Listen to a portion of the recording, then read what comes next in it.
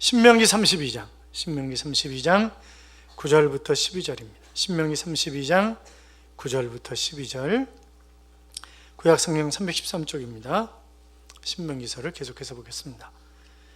교도가족 9절 제가 있습니다. 여호와의 분깃은 자기 백성이라 야곱은 그가 택하신 기업이로다.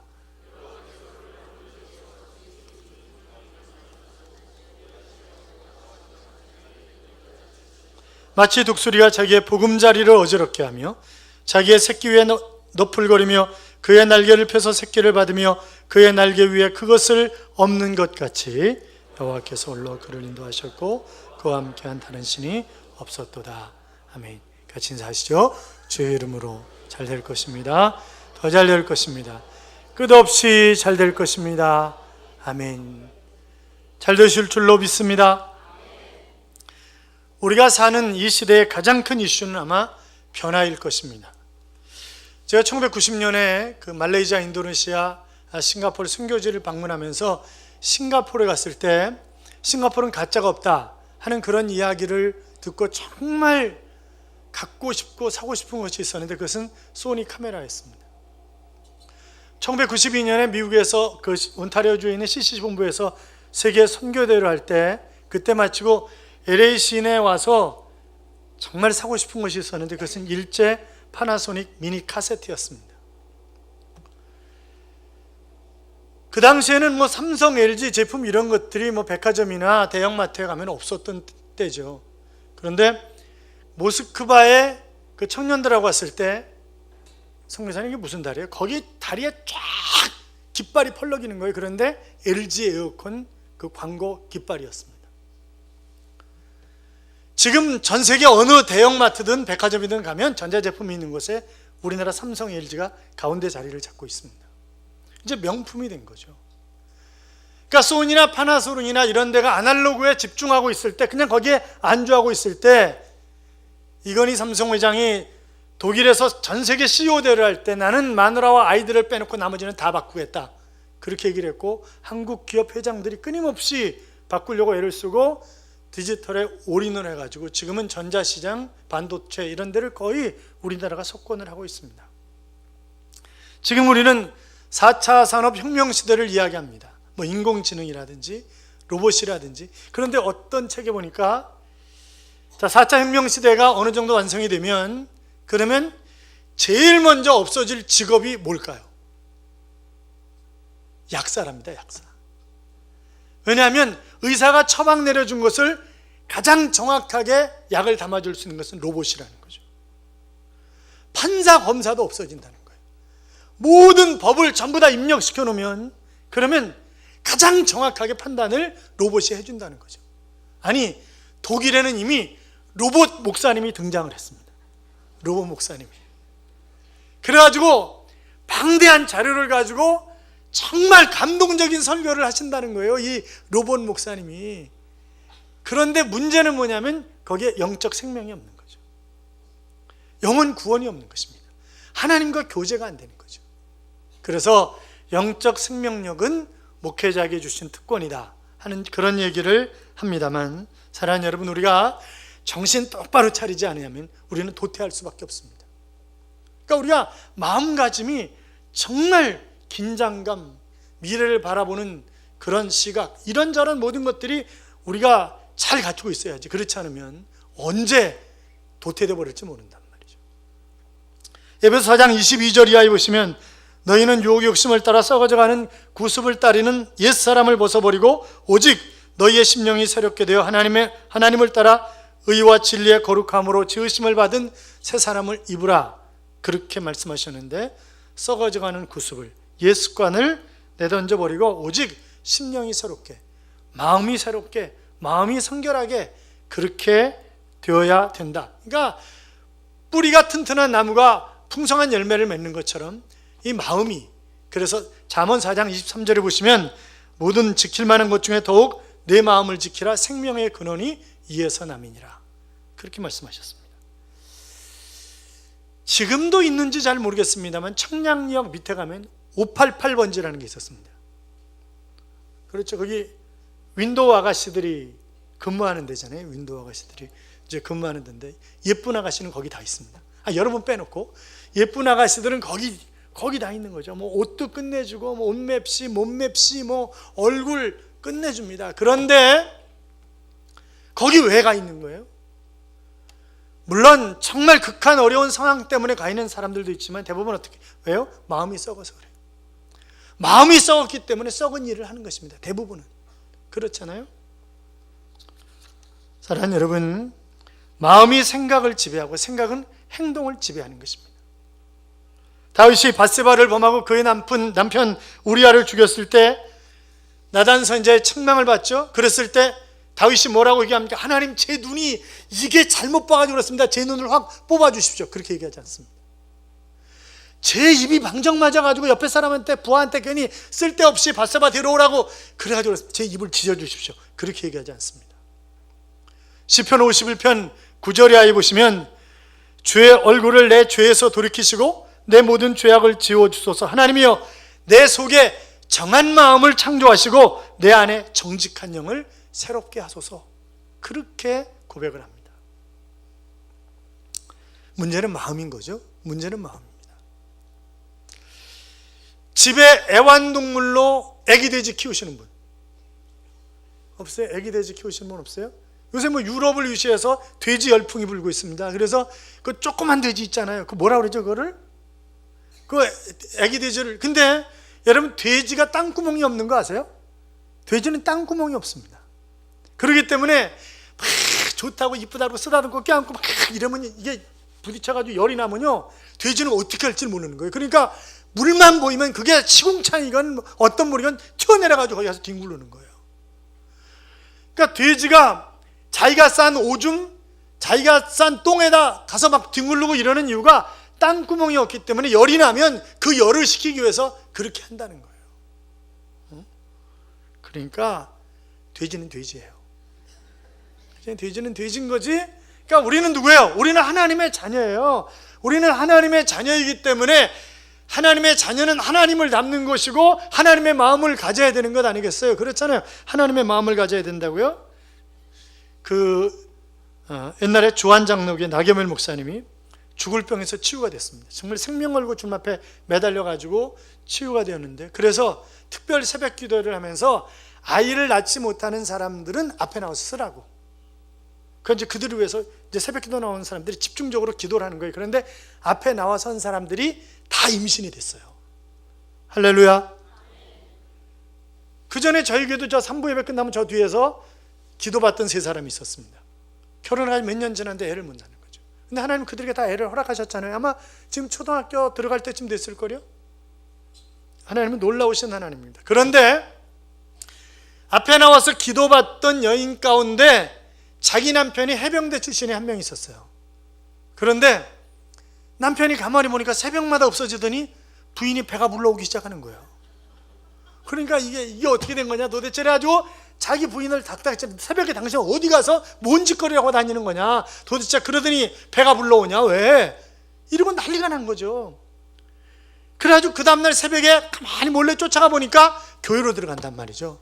그래가지고 그날 낮에 사택에 와가지고 막 해야 되는 거죠. 그러니까 당신 말이야, 막 목사님한테 당신 말이야, 새벽마다 내 마누라 불러가지고 뭐 했냐고 막 이제 소리 지르고 난리가 난 거예요. 그러니까 나겸의 목사님도 또 성질이 또 보통이 아니거든요. 그러니까 야 이 자식아, 네 마누라하고 내 마누라하고 누가 이뻐 임마?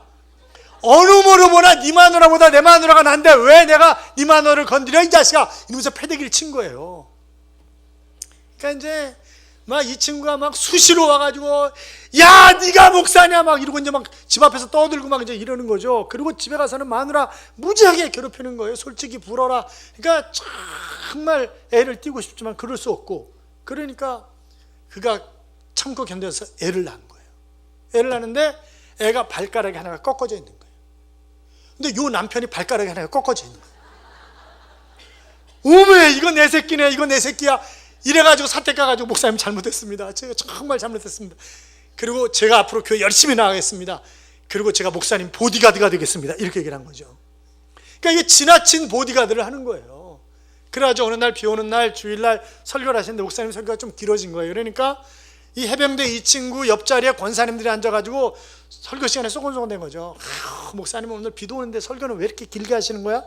예배 끝나자마자 이 두 권사는 멱살을 잡고 마당으로 끌고 나가지고 패대기 친 거예요. 그러면서 야 이년들아, 설교를 길게 하든 짧게 하든 목사님 마음인데 니네들이 왜 짓거려? 이러면서 막 패대기 치고 막 이래가지고 교회 안에서 문제가 되고 이랬다는 거 아니겠어요? 여러분, 자식은 부모를 닮게 돼 있습니다. 그렇잖아요. 저희 큰애는 이빨을 지 엄마를 닮았어요. 저를 닮았어요. 큰애는 얼굴도 그렇고 이빨도 그렇고 저를 닮았어요. 그런데 늦둥이는 이빨이 지 엄마를 닮았어요. 그래서 양쪽 여기가 뾰족해. 그러니까 어느 부분을 닮든지 닮는 거예요. 이게 어느 부분을 닮든지 닮는다고요. 아니 교회 왔는데 지 엄마 아버지가 있는데 그 애한테 한 집사님이 야 너는 어떻게 목사님하고 똑같이 생겼냐? 이러면 그건 문제가 있는 거죠. 그거는 그렇잖아요. 애가 지 아버지 닮았지 지 어머니 닮든지 그래야지. 그렇잖아요. 그건 문제가 있는 거라고요. 자식은 부모를 닮게 돼 있다 이 말이죠. 여러분, 우리는 하나님의 자녀이기 때문에 하나님을 닮아야 하는 것입니다. 하나님처럼 행동해야 하는 것입니다. 하나님을 잊지 마시기 바랍니다. 자, 신명기 32장은 모세가 이제 죽기 직전에 이스라엘 백성들을 모아놓고 부른 그런 노래입니다. 그래서 이것을 모세의 노래다, 모세의 시다, 이제 그렇게 얘기를 하는데, 왜 이 노래를 만들어 불렀냐면 이스라엘 백성들이 가나안 땅에 들어가면 지난날 하나님이 어떻게 이스라엘 백성을 위해서 역사하셨는가 그것을 잊어버릴까 봐, 그래서 이 시를 만들어서, 이 노래를 만들어서 이스라엘 백성들로 하여금 부르게 했던 것입니다. 그런데 거기 보면 9절에 뭐라고요? 여호와의 분깃은 자기 백성이라 야곱은 그가 택하신 기업이로다 그랬습니다. 분깃은 하나의 몫이라는 거예요. 이 하라코라고 하는 그런 단어인데 나눈 것 중에 한 몫이라는 거예요. 즉 모세가 우리가 하나님의 분깃이고 우리가 하나님의 자녀라는 거예요. 하나님을 닮은 하나님의 자녀라고 하는 것을 지금 강조하고 있는 말인데, 왜 우리가 하나님을 닮았고 왜 우리가 하나님의 자녀입니까? 첫째로 하나님이 우리를 택하셨기 때문에 그렇습니다. 왜요? 택하셨다고, 우리를 택하셨다고요. 자, 아버지, 어머니 그리고 큰아들과 작은아들이 함께 살고 있는 그런 가정이 있었습니다.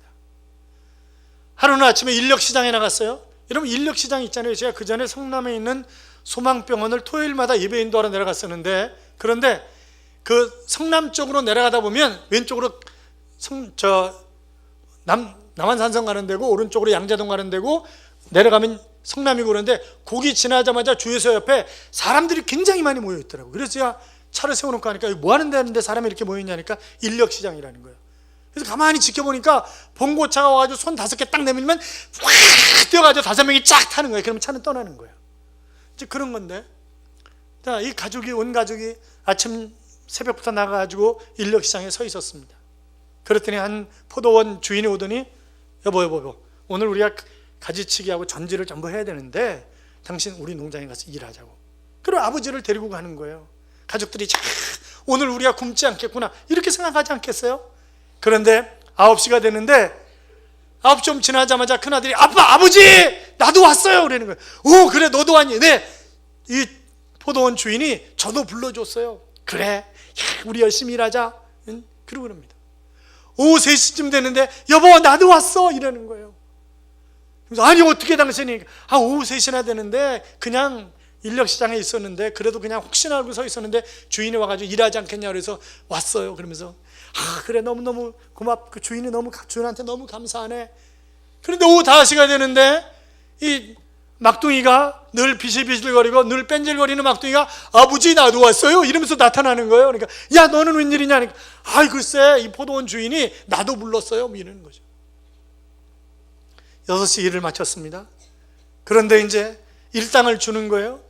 일당 하루에 10만 원씩 해야 아침 6시부터 일하면 10만 원인데, 그런데 1시간 일한 막내가 제일 먼저 가면서 뭐라 할까요? 내가 1시간 일했으니까 한 10,000원 정도 주실라나? 이랬는데 10만 원을 줍니다.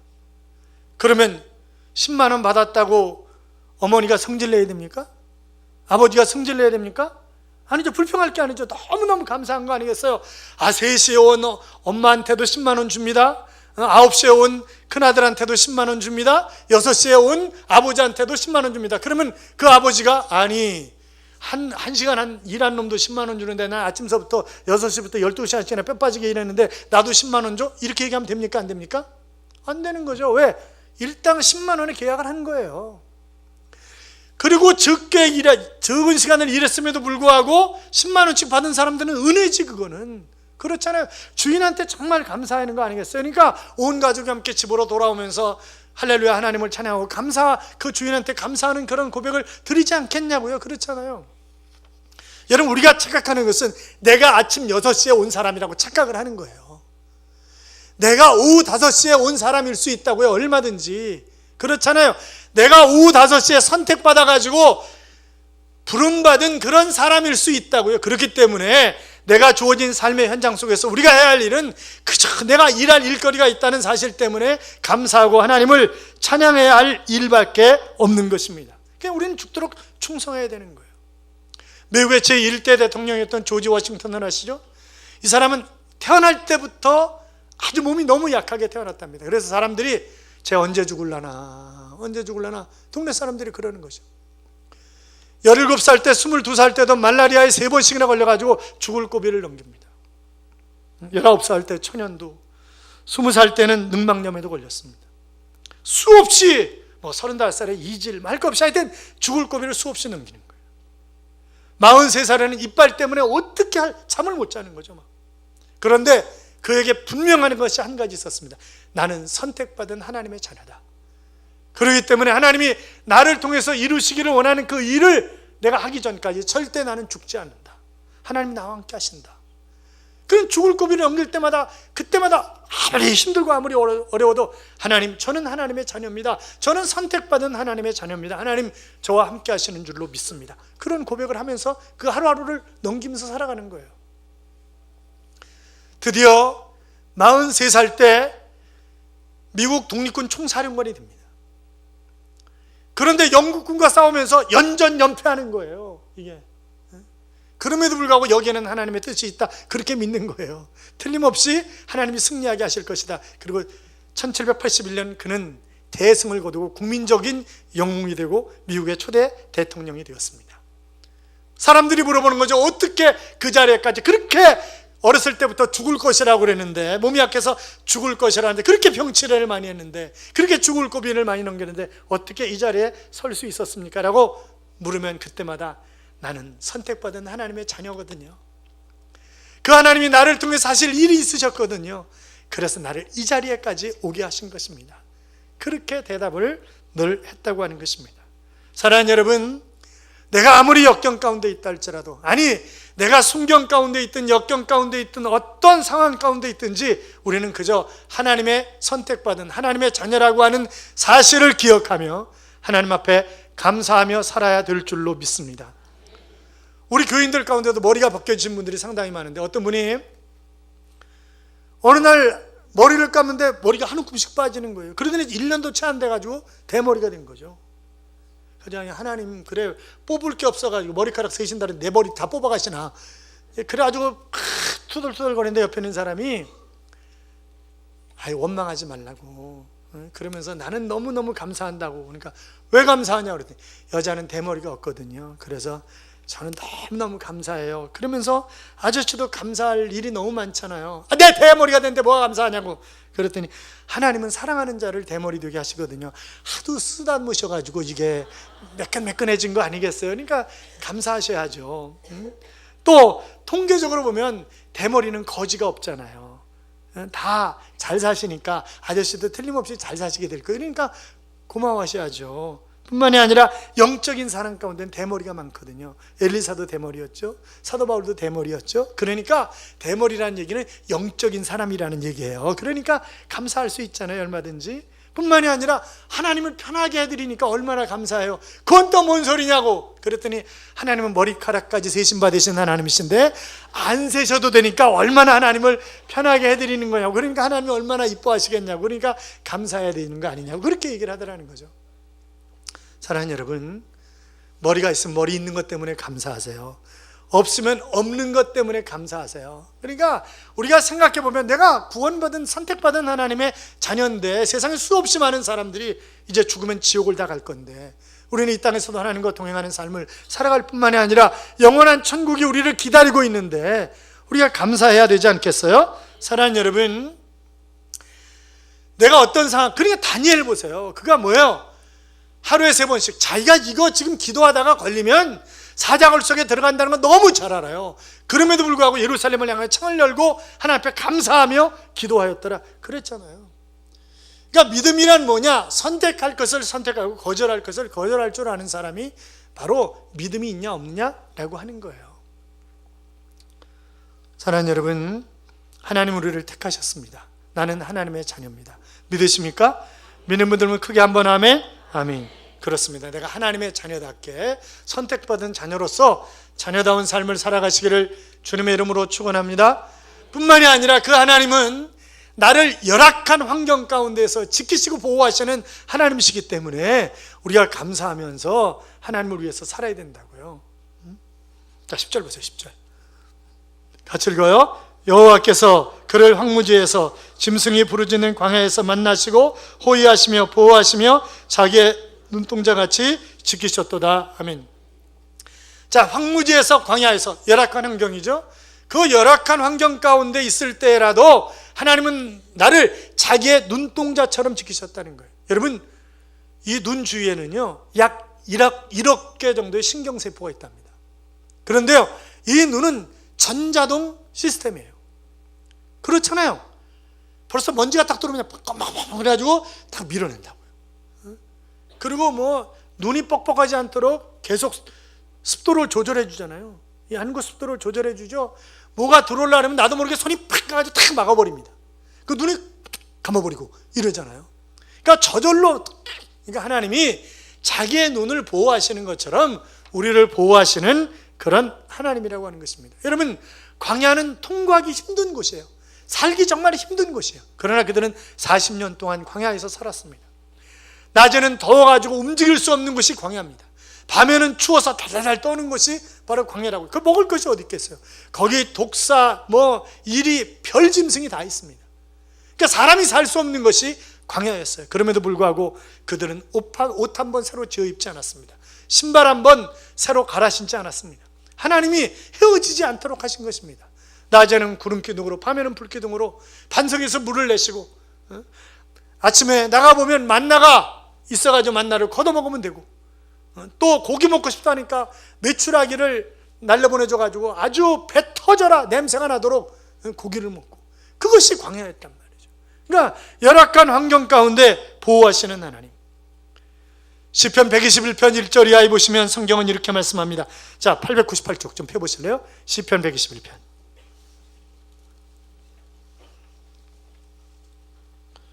시편 121편.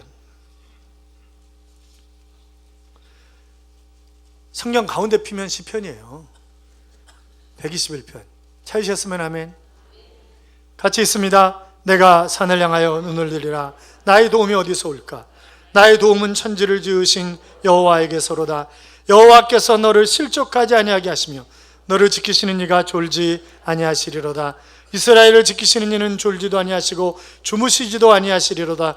여호와는 너를 지키시는 이치라. 여호와께서 내 오른쪽에서 내 그늘이 되시나니 낮에 해가 너를 상하게 하지 아니하며 밤에 달도 너를 해치지 아니하리로다. 여호와께서 너를 지켜 모든 환난을 면하게 하시며 또 내 영혼을 지키시리로다. 여호와께서 너희 출입을 지금부터 영원까지 지키시리로다. 할렐루야. 그렇습니다. 하나님 나를 지키십니다. 왜요?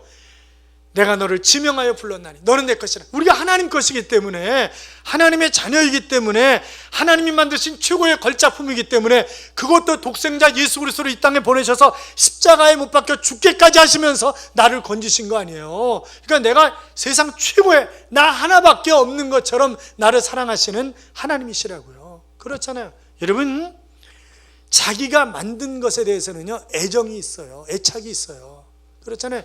저도 제가 처음 그 책을 만들었을 때, 교회 성장과 커뮤니케이션인가, 제일 먼저 책을 만들었을 때 밤새도록 책을 읽고 또 읽고 그러면서 이거 이렇게 고쳤어야 되는데, 막 이건 이렇게 고쳤어야 되는데, 이거 오타가 왜 이렇게 많이 나? 3번씩이나 읽었는데도 오타가 왜 이렇게 많으냐? 이러면서 밤새도록 잠을 못 자고 뒤척거렸던 그런 때가 있다고요. 여러분, 자기가 만든 것, 자기 것에 대한 애정이 있어요. 그런데 우리가 하나님 거잖아요. 하나님이 만드셨잖아요. 그래서 하나님의 애정이 있다고요. 그러니까 하나님이 지키시고 보호하시는 거예요. 우리가 급할 때에는 하나님이 초자연적인 방법으로 우리를 지키시는 것도 볼 수 있는데, 식인종 선교를 했던 아셀트 선교사님이라는 분이 있습니다. 이분이 식인종 마을에 선교를 하는 거예요. 근데 식인종들도 양심이 있고 또 낮에는 사람이 많으니까 낮에는 못 잡아먹는 거예요. 그러니까 밤에 잡아먹으려고 선교사님 집을 가면 그 가족만 있으니까, 그런데 군인들이 쫙 총을 들고 보초를 쏘고 있는 거예요. 야, 이게 어떻게 되는 거냐? 도대체 낮에는 안 보이던 군인들이 왜 보초를 쏘고 있냐? 그래가지고 그 다음날 가봐도 또 그렇고, 일주일 지나가서 가봐도 덩치 큰 군인들이 보초를 쏘고 있는 거예요. 하나도 안 돼가지고 낮에 찾아가서 선교사 양반, 아니 낮에는 안 보이던 군인들이 어디다 숨겨놨길래 밤에만 나타나가지고 보초를 쏘고 있어? 아니 우리는 맨날 입만만 다시지 않소? 이렇게 되는 거죠. 그러니까 나는 군인을 세운 적이 없다고. 그러니까 거짓말하지 말라고, 내가 한두 번 본 게 아닌데 뭔 소리 하는 거냐고 가만히 생각해 보니까 하나님이 바로 보초로 세우셨구나 하는 그런 생각 때문에 그가 회개하고 감사하며 하나님을 찬양했다 하는 그런 간증을 써놨는데, 사랑하는 여러분, 하나님이 우리를 위하시면 누가 감히 우리를 대적하겠습니까? 그렇지 않습니까? 우리가 가장 약할 때가 언제예요? 나 혼자 있다고 생각할 때예요. 그러나 하나님은 나 혼자 두도록 내버려두는 그런 하나님이 아니십니다. 세상 끝날까지 너희와 항상 함께 있으리라 그렇게 말씀하실 뿐만이 아니라, 젖먹는 어미가 자식을 설사 잊을지언정 내 결단코 내가 너를 잊지 아니하리라 하신 그런 하나님이시라고요. 그러니까 얼마나 감사해요. 여호수아 1장 9절에 보시면, 내가 네게 명한 것이 아니냐, 마음을 강하게 하고 담대히 하라, 두려워 말며 놀라지 말라, 내가 어디로 가든지 내 하나님 여호와가 너와 함께 하시느니라 그랬습니다. 이사야 41장 10절에도 보시면, 두려워 말라, 내가 너와 함께 함이니라, 놀라지 말라, 나는 내 하나님이 됨이라, 내가 너를 굳세게 하리라, 참으로 너를 도와주리라, 참으로 내가 너를 나의 의로운 오른손으로 붙들리라 그렇게 말씀하셨습니다. 사랑하는 여러분, 하나님은 어미 닭이 새끼를 품는 것처럼 우리를 품고 가시는 하나님이십니다. 그래서 그분은 열악한 환경 가운데 있다 할지라도 나를 지키시고 보호하시는 하나님, 그 하나님을 의지하고 살아가시기 바랍니다. 뿐만이 아니라 그 하나님은 홀로 나를 인도하시는 하나님이에요. 그분은 전지하신 하나님이에요. 그분은 나의 모든 것을 다 아시는 하나님이에요. 그분은 전능하신 하나님이십니다. 나의 모든 문제를 다 해결하실 수 있는 그런 하나님이시라고요. 그렇잖아요? 여러분, 펄벅 여사를 아시죠? 이분이 대지라고 하는 그런 소설을 쓰셔서 1938년에 노벨 문학상을 받으신 분이잖아요. 이분이 1960년에 우리나라를 방문을 했습니다. 그러니까 우리나라 농촌을 구경하기 위해서 경주 근처에 갔다가 그 농촌 구경을 나왔는데, 저녁에 해가 지는데 한 농부가 마차를 끌고 오는 거예요. 소마차를. 그런데 자기 어깨에다가 지게를 지고 지게에다가 볏짐을 한참 실은 거죠. 아니 달구제도 싣고 자기도 어깨에 메고. 그래서 통역을 세워가지고 물어봤답니다. 영감님, 아니 이거를 어깨에 있는 것을 이거를 마차에다 실으면, 달구지에다 실으면 영감님 편하게 걸어갈 수 있는데 굳이 그것을 메고 가는 이유가 뭐냐고 그랬더니, 그것도 모르시오. 이 소도 오늘 하루 종일 나와 함께 일했다오. 이 소는 얼마나 피곤하겠소. 그러니까 나도 짐을 같이 져줘야지. 그렇게 얘기를 하더라는 거예요. 자기가 들어본 말 가운데 가장 고상하고 그 광경은 내가 이 땅에서 본 적이 없는 가장 황홀한 광경이었다고 그가 미국으로 돌아가서 그렇게 글을 썼습니다. 사랑하는 여러분, 옛날에는 우리가 전부 짐을 나눠줬습니다. 그렇잖아요? 농사 지을 때도 마찬가지고 다 서로 짐을 나눠주려고 굉장히 애를 쓰는 그런 아름다운 마음을 가진 민족이 우리 민족이었잖아요. 그런데 지금은 아니에요. 이 아파트 문화가 되면서 옆에 누가 사는지 몰라요. 저희 집도 404호인데 401, 2, 3호에 누가 사는지 몰라요. 그냥 1호는 뚱뚱 하나 좀 마, 3호는 할머니 할아버지, 이혼은 한 번도 본 적이 없어요. 그러니까 누군지 모르는 거예요, 이게. 제가 그 얘기 수없이 했잖아요. 일본 사람들은 내가 직장에 취직하든 뭘 할 때 이것이 국가에 유익이 되느냐, 둘째 내가 살고 있는 공동체에 유익이 되느냐, 셋째 나에게도 유익이 되느냐, 이게 맞아야 그 사람들은 움직인다고요. 취직을 하든 뭘 하든. 우리는요, 첫째 나에게 이익이 되느냐, 둘째 나에게 이익이 되느냐, 셋째 나에게 이익이 되느냐, 이렇게 바뀌었단 말이에요, 우리 민족이. 이게 안 되는 거죠. 사랑하는 여러분, 주님이 이렇게 말씀하셨습니다. 수고하고 무거운 짐진 자들아 다 내게로 오라, 내가 너희를 쉬게 하리라. 그렇게 말씀하셨잖아요. 내 짐은 가볍고 쉽다, 그렇게 말씀하셨습니다. 우리의 짐을 대신 져주신단 말이죠. 그리고 주님이 짐을 져주시는데 그 주님의 짐은 너무나 쉽고 가벼운 짐이란 말이죠. 지난주에도 말씀드렸잖아요. 천사의 날개와도 같다, 그 짐은. 그러니까 힘들고 어려울 때 내 짐을 대신 져주시는, 그러니까 주님 앞에 내가 짐을 던지는 거예요. 그 주님이 내 짐을 대신 지고 하신단 말이죠. 사랑하는 여러분, 광야 같은 세상을 살아가면서 하나님이 나에게 무거운 짐을 지게 하셨을 때는 하나님 나를 훈련시키시는 것입니다. 하나님은 그냥 가나안 땅 공짜로 주시는 거 아니에요. 하나님이 나에게 약속하신 것들 그냥 공짜로 주시는 거 아니에요. 내가 40일 금식하면서 철야해보세요. 로또가 맞나? 절대 안 맞아요, 그거는.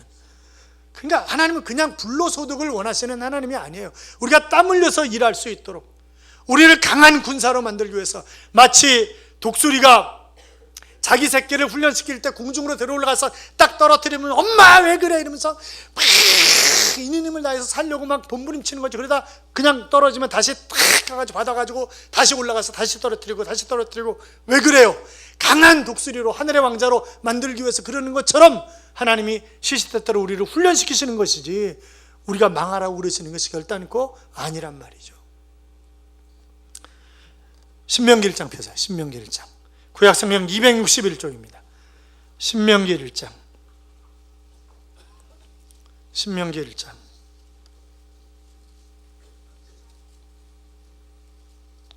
신명기 1장 29절부터 봐요. 29절부터. 찾으셨으면 아멘. 같이 있습니다. 내가 너희에게 말하기를 그들을 무서워하지 말라, 두려워하지 말라. 너희보다 먼저 가시는 너희 하나님 여호와께서 애굽에서 너희를 위하여 너희 목전에서 모든 일을 행하신 것 같이 이제도 너희를 위하여 싸우실 것이며 광야에서도 너희가 당하였거니와 사람이 자기 아들을 안는 것 같이 너희 하나님 여호와께서 너희가 걸어온 길에서 너희를 안으사 이곳까지 이르게 하셨느니라 하나 이 일에 너희가 너희 하나님 여호와를 믿지 아니하였도다. 그는 너희보다 먼저 그 길을 가시며 장막 칠 곳을 찾으시고 밤에는 불로 낮에는 구름으로 너희가 갈 길을 지시하신 자이시니라. 아멘. 여러분, 내가 믿는 하나님이 어떤 하나님이십니까? 그 하나님은 나보다 앞서 가시는 하나님이십니다. 힘들고 어려울 때 나를 안고 가시는 하나님이시라고요. 그분은 내가 어떤 길을 가야 할지 그 길을 지도하시는, 안내하시는 그런 하나님이시라고요. 그러니까 우리가 하나님 바라보고 가는 거예요. 살다 보면 이런저런 문제들이 있어요. 그래도 내가 하나님 의지하면 그분이 시온의 대로를 활짝 열어주실 줄로 믿습니다.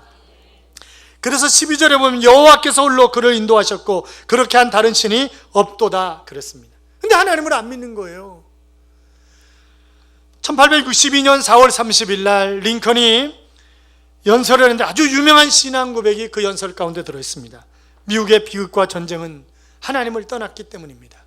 우리 모두 함께 하나님께로 돌아갑시다. 남북전쟁이 일어났던 이유도, 미국이 그렇게 힘들어지는 이유도 하나님을 떠났기 때문에 그렇다는 거예요. 사랑하는 여러분, 우리가 하나님께로 돌아오면 그 하나님은 우리를 안으시고 업으시고 우리와 함께 가시는 그런 하나님이십니다. 사랑하는 성도 여러분, 여호와의 분깃이라고 하는 자긍심을 가지시기 바랍니다. 내가 하나님의 자녀라고 하는 자긍심을 가지시기 바랍니다. 우리는 존귀한 하나님의 자녀입니다. 하나님은 우리를 선택하셨습니다. 우리가 정말 열악한 환경 가운데 있다 할지라도 그 하나님은 우리를 도우시고 우리를 인도하시는 하나님입니다. 다른 도움이 필요 없는 홀로 인도하시는 하나님이십니다. 그 하나님과 더불어 멋진 인생을, 승리하는 인생을, 힘 있는 인생을 살아가는 하나님의 자녀들이 되시기를 주님의 이름으로 축원합니다. 오신실 하신주라고 하는 찬양이 있어요. 하나님 한 번도 나를 실망시킨 적 없으시고 언제나 공평과 은혜로 나를 지키셨네. 지나온 모든 세월들 돌아보아도 그 어느 것 하나 주의 손길 안 미친 것 전혀 없네. 오신실하신 주, 오신실하신 주, 내 너를 떠나지도 않으리라, 내 너를 버리지도 않으리라 약속하셨던 주님, 그 약속을 지키사 이후로도 영원토록 나를 지키시리라 확신하네 라고 하는 찬양입니다. 사랑하는 여러분, 하나님은 우리를 떠나지 않습니다. 하나님은 우리를 버리지 않습니다. 우리를 지키시는 하나님이십니다. 그 하나님과 동행하는 삶을 살아가시기를 축원합니다. 축원합니다.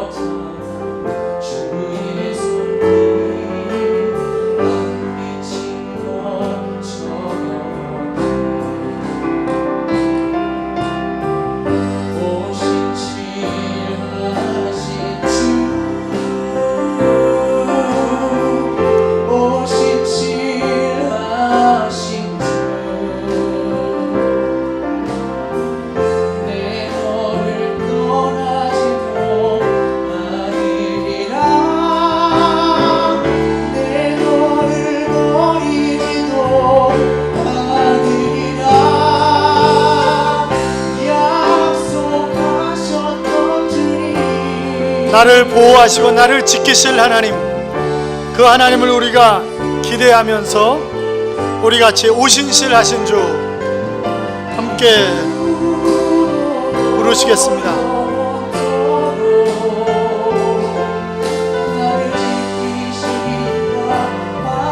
우리 같이 부릅니다.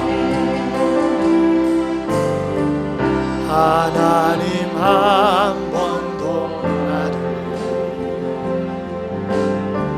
실망시킨 적 없으시고 언제나 공평과 은혜로 나를 지키셨네.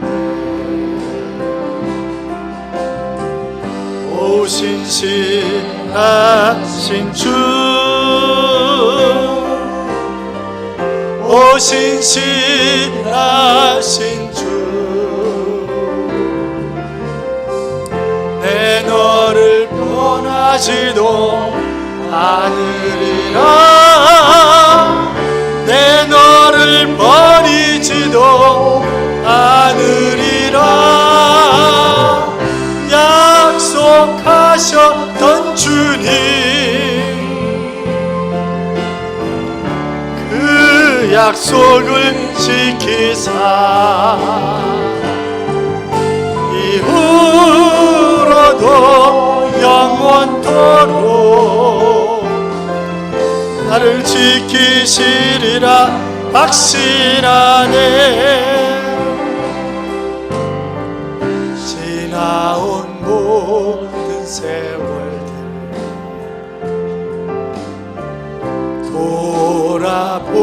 돌아보아도 그 어느 것 하나 주의 손길 안 미친 것 전혀 없네.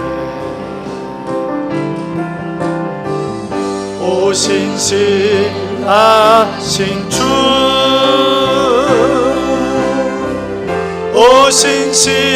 오신실하신 주, 내 너를 떠나지도 않으리라. 내 너를 버리지도 않으리라. 약속하셨던 주님, 그 약속을 지키사 이후로도 영원토록 나를 지키시리라 확신하네. 사랑하는 여러분, 광야 같은 세상을 힘들고 어렵게 살아가지만 나를 선택하신 하나님, 열악한 환경 가운데서도 나를 돌보시는 하나님, 홀로 인도하시는 전능하신 하나님, 그 하나님이 우리의 아버지이십니다. 그 하나님이 우리를 지키실 것입니다. 그 하나님이 우리에게 시온의 대로를 여실 것입니다. 하나님과 더불어 살아가는 삶이 될 수 있도록 같이 기도합니다. 살아계신 하나님 아버지,